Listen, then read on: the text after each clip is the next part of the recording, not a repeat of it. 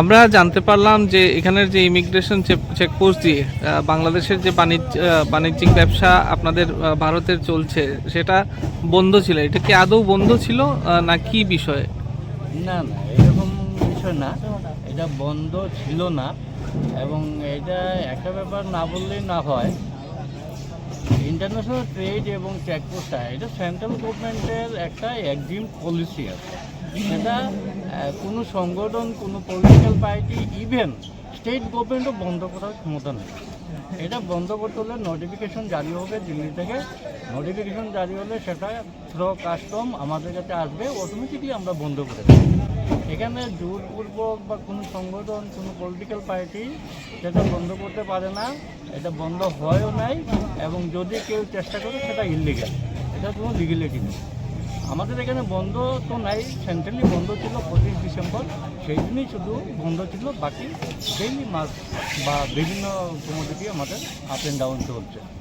হ্যাঁ, এখান থেকে অ্যাক্সেস হচ্ছে জিঞ্জার, অরেঞ্জ, যেগুলি যাচ্ছে বাংলাদেশ থেকে মাছ, প্রাণ কোম্পানির কোনো আইটেম চলছে, ব্যবসা চলছে। তো এখানে আমরা এমনভাবে চলছি, এখানে কোনো পলিটিক্যাল কিছু না, কোনো জেন্ডার না, কোনো রিলিজিয়াস কোনো ব্যাপার না। এখানে টোটালি ট্রেডার্সের ব্যাপার। ট্রেডটা, international trade central government control করে, সেন্ট্রাল গভর্নমেন্টের নির্দেশিতই চলে। এখানে বন্ধ হয় নাই, বন্ধ করার কোনো চেষ্টা করছে।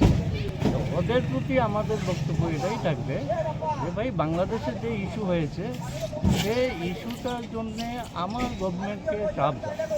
এখানে বর্ডার বন্ধ করার কী মানে আছে? আমরাও তো under control of government. Government যদি আমাদেরকে বন্ধ করে না বলে, আমরা বন্ধ করে রাখবো। এখানে বাইফোর্স তো বন্ধ করার কোনো প্রয়োজন নেই।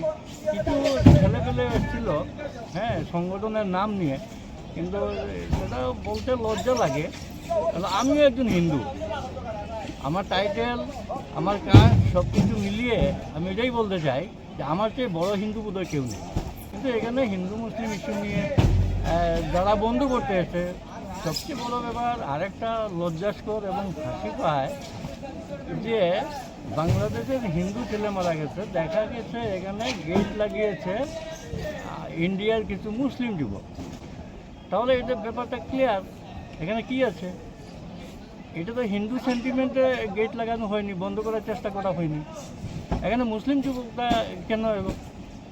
হিন্দুদের ডান্ডা হাতে নিয়ে মুসলিম যুবকরা বন্ধ করতে এসেছে। তো এটা পরিষ্কার ব্যাপার, এখানে ওরা কি চাইছে? অবশ্যই চক্রান্ত আমাদের মনে হচ্ছে, অবশ্যই কোনো চক্রান্ত মনে হচ্ছে। কারণ এখানে হিন্দু সেন্টিমেন্টে কাজ যদি হয়ে থাকে আমরা মানতাম, কিন্তু আমিও তো একজন হিন্দু। তাহলে গেট লাগাচ্ছে, রাস্তা বন্ধ করতে মুসলিম যুবকটা কেন? তাদের দাবি একটাই ছিল যে ব্যবসা বন্ধ থাকবে, বাংলাদেশের সাথে ব্যবসা চলবে।